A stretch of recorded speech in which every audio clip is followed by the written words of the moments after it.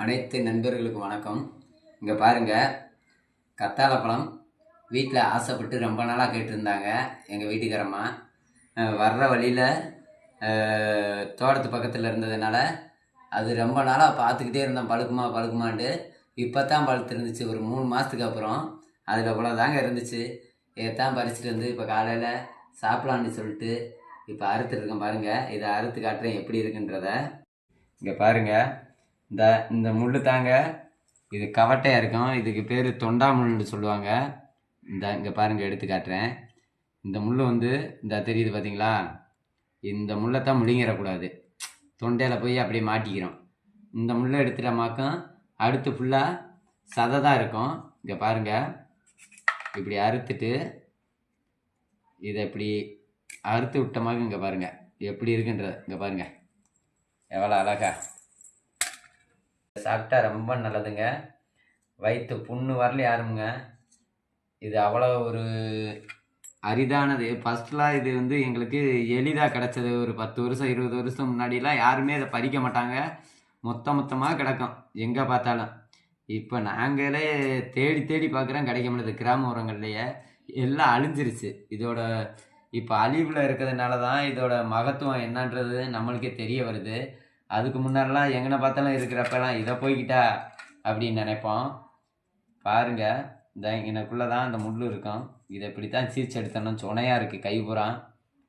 அந்த முள் எடுத்துகிட்டு தான் சாப்பிடணும் எப்பயுமே. இங்கே பாருங்கள், இதெல்லாம் காவட்டு மாதிரி தான் இருக்கும், ஆனால் நல்லா பழமுங்க. இங்கே பாருங்கள் எவ்வளோ எப்படி இருக்குன்றத.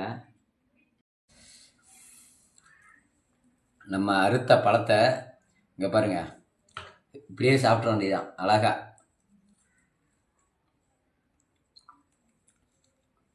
அவ்வளோதாங்க.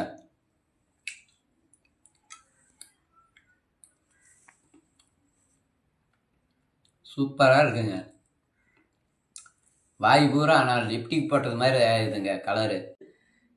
கிடந்து முளைக்கிறதுனால அதுவாக காட்டு பக்கம். இதில் வந்து எண்ணற்ற மருத்துவ குணம் இருக்குது. எந்த கெமிக்கல் கலக்காத ஒரு பொருள், சுத்தமான பொருள் தான் இது. ஒன்றை தான் சொல்ல முடியும். இந்த மாதிரி இயற்கையாக அதுவாக முளைச்சி வர்றது, இந்த மாதிரி பொருள்கள்லாம் நம்ம வந்து எங்கே கிடைக்கும்னா நம்ம நட்டால் கூட அதை கொண்டு வர முடியாது. காட்டு பக்கமாக இருந்து பறிச்சுட்டு வர்றதில் வந்து எந்த மருந்து உரம் இந்த மாதிரி எதுவுமே கிடையாது. இயற்கையாக விளையக்கூடிய பொருள்னால இதில் அவ்வளோ சிறப்புங்க. இதை சாப்பிட்ட முடிச்சுங்க அவ்வளோ நல்லா இருக்கும். இப்போ பழம் இருக்குல்லங்க, இப்போ இந்த சப்பாத்தி களி பழம், இந்த பழத்தோட சாரை ஒரு ஒயிட் துணி எடுத்து இந்த முள்ளுகள்லாம் சீவிட்டு அப்படி இந்த தோலோட கூட போட்டு அப்படியே இறுக்கமாக பிடிச்சி புளிஞ்சமாக்கும். ஒரு சின்ன டம்ளரோ பாத்திரமோ எடுத்து ஒரு நம்மளுக்கு தேவையான அளவு பழம் எடுத்துக்கலாம், எம்ட்டு தேவைன்றதை எடுத்துகிட்டு அந்த சாறை எடுத்து வச்சுட்டு நல்லா ஒரு சின்ன பாத்திரத்தில் வச்சு ஹீட் பண்ணிட்டு இந்த சாரை வந்து இங்கே பாருங்கள், இந்த சாரை இந்த தட்டில் வடிஞ்சிருக்கு பாருங்கள். இந்த சாரை வந்து அப்படியே ஸ்லோவாக சிம்மில் வச்சு அப்படியே ஹீட் பண்ண மாட்டோம். நல்லா ட்ரை ஆகும். ட்ரை ஆகையில் நெய், கொஞ்சம் நாட்டு மாட்டு நெய் எடுத்து அது கூட ஒரு ஸ்பூன் அளவு கலந்து அப்படியே அதை லைவாக லிப்டிக் மாதிரி யூஸ் பண்ண மாட்டோம். எந்த கெடுதல் இல்லாமல் ரொம்ப நல்லதுங்க, உடம்புக்கும் நல்லது. உதடும் வந்து அந்த நெய்யும் சேரும்போது அந்த பனி விரிச்சல் இந்த மாதிரி அந்த உதட்டில் சின்ன சின்ன இதுகள்லாம் வரும், அந்த தொலி உரிகிறது மாதிரி இந்த மாதிரி பிரச்சனைகள்லாம் அந்த மாதிரிலாம் இருக்காது. நல்லா சூப்பராக இருக்கும் உதடு பார்க்குறதுக்கு. பழத்தில் இவ்வளோ ஃபைன் இருக்குது. இந்த பழத்தை பறித்து சாப்பிட்டு எல்லா பேரும் நல்லா ஃபைன் பெறுங்க.